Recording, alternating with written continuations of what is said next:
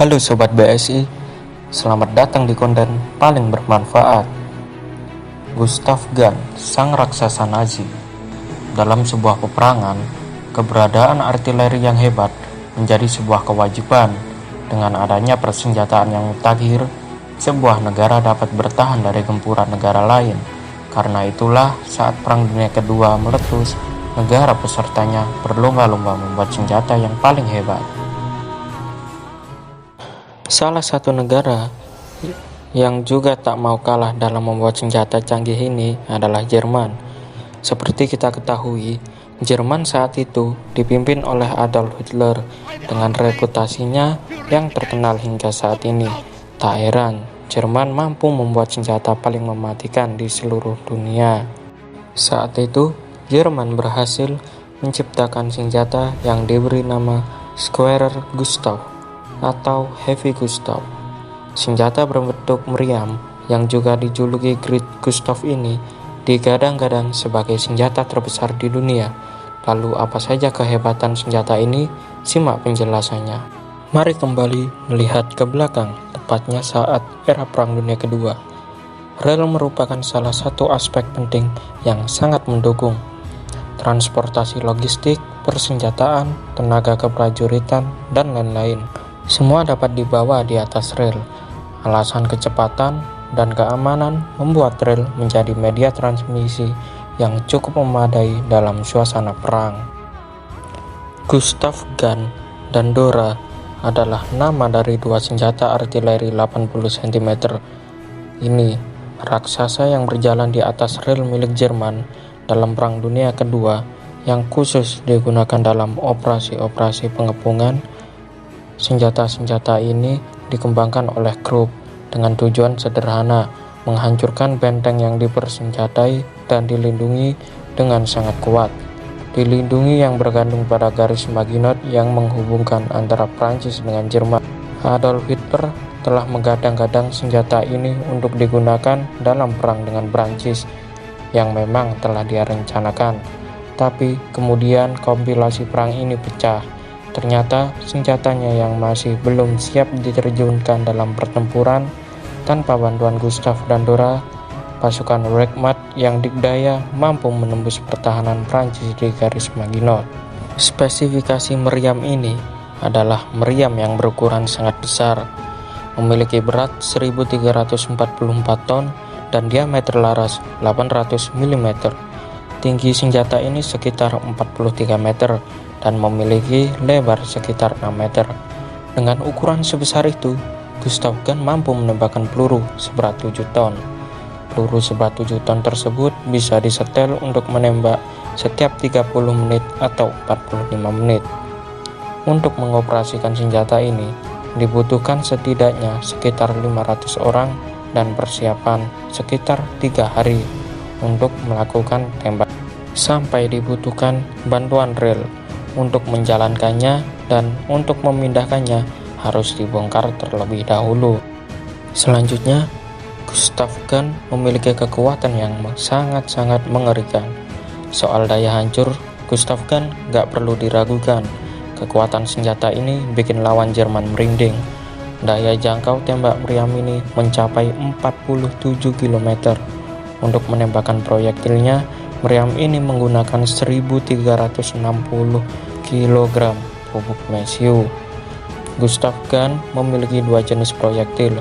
Proyektil berdaya ledak tinggi seberat 4763 kg dan proyektil penetrasi beton seberat 7484 kg.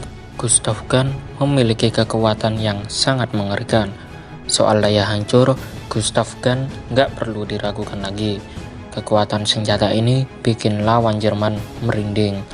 Daya jangkau tembak meriam ini mencapai 47 km. Untuk menembakkan proyektilnya, meriam ini menggunakan sekitar 1360 kg bubuk mesiu. Gustav Gun memiliki dua jenis proyektil. Proyektil berdaya ledak tinggi seberat 4763 kg dan proyektil penetrasi beton seberat 7484 kg. Jika diledakkan, Proyektil berdaya ledak tinggi bisa menyebabkan kawah sedalam 9 meter, sedangkan proyektil penetrasi beton bisa menembus beton dengan ketebalan sampai 7 meter. Meriam berukuran raksasa ini dibuat sebanyak 3 buah. Meriam kedua bernama Dora yang kemudian dihancurkan, dan meriam ketiga tak pernah jadi. Gustav dan Dora keluar sebagai senjata dengan kaliber terbesar dalam sejarah yang pernah digunakan dalam pertempuran. Begitu pula amunisi yang menerima sebagai senjata artileri paling berat yang pernah dibuat oleh manusia. Dia hanya tersaingi oleh Little David Mortar 36 inci milik Amerika, dan juga terhitung mortir pengepung yang memuntahkan amunisi yang lebih kecil ukuran dan beratnya.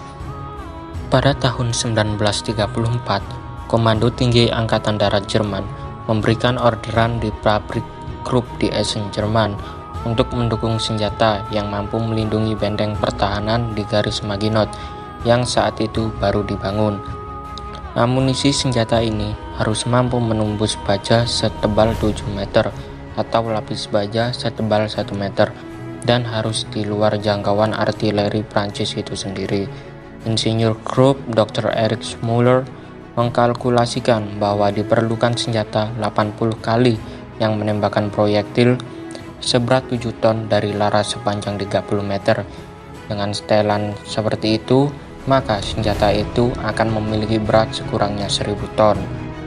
Tentu saja ukuran dan beratnya tidak akan memungkinkan buat si raksasa dipindahkan dengan cara biasa menggunakan jalan raya. Harus dikirim memakai rel ganda kereta api, seperti melepaskan senjata rel. Maka satu-satunya gerakan pada laras senjata ini adalah naik dan turun. Arahnya tentu saja disesuaikan dengan arah rel kereta menuju. Krupp mempersiapkan senjata jenis ini dengan kaliber yang berbeda-beda, yaitu 70 cm, 80 cm, 85 cm, hingga 1 meter. Tidak ada kelanjutan dari rencana ini hingga bulan Maret tahun 1936. Kompilasi Adolf Hitler mengadakan kunjungan ke Essen dan menanyakan tentang spesifikasi senjata tersebut. Tidak ada komitmen yang diberikan oleh Hitler tentang pengembangan lebih jauh, tetapi pengerjaan desainnya kemudian dimulai dengan model pertama kaliber 80 cm. Setelah selesai awal 1937 dan disetujui, akhirnya dikerjakanlah terlebih dahulu yang mulai dari musim panas tahun 1937. Sayangnya, faktor teknis yang begitu rumit dalam pembuatan dan pengecoran senjata besi yang sangat membantu membuat batas waktu yang diharapkan, yaitu pada musim panas tahun 1940, tidak dapat digunakan. Krupp membangun model percobaannya akhir tahun 1939 dan kemudian mengirimnya ke Hillersleben untuk uji coba tembakan. Masalah penetrasi juga dicoba dalam tes ini. Penembakan dengan ketinggian 7,1 ton yang dimuntahkannya mampu menembus beton 7 meter ditambah dengan baja setengah 1 meter sesuai dengan persyaratan yang ditentukan. Ketika tes tersebut selesai pertengahan tahun 1940, dibuat pula kendaraan yang akan dipindahkan. Alfred Krupp, anak dari Krupp yang berasal dari nama itu, yang menjadi panduan bagi Hitler dalam inspeksinya ke lokasi tes Rugenwald di musim panas 1941. Saat itu juga disediakan secara resmi oleh artileri Gustav. Hitler begitu terkejut kompilasi mendapati apa yang telah disiapkan pula dengan 11 ton. Jika peluru yang ada sekarang masih belum cukup, dia menyetujui penggunaan peluru seperti ini harus langsung dari persetujuannya dan seizinnya, sama seperti persetujuan penggunaan senjata yang harus diketahui presiden. Karena sampai perang usai, dia tidak pernah mengeluarkan izin tersebut, maka peluru raksasa tersebut tidak pernah dikembangkan lebih lanjut. 2 buah senjata langsung diorder dan uji coba tambahan dilakukan pada tanggal 10 September tahun 1941. Pada bulan November tahun 1941, Laras ini dibawa ke Rugenwald untuk melepaskan ikatan. Kini yang digunakan adalah peledak penghancur baja yang berhasil ditembakkan hingga mencapai 37,210 meter. Cukup dulu sampai di sini dulu videonya, akan saya sambung untuk part 2-nya segera menyusul. Dan maaf jika ada suara yang kurang bagus, kualitas video belum bagus karena baru pertama kali, dan terima kasih sudah menonton video ini. Dan jangan lupa jaga kesehatan untuk masing-masing.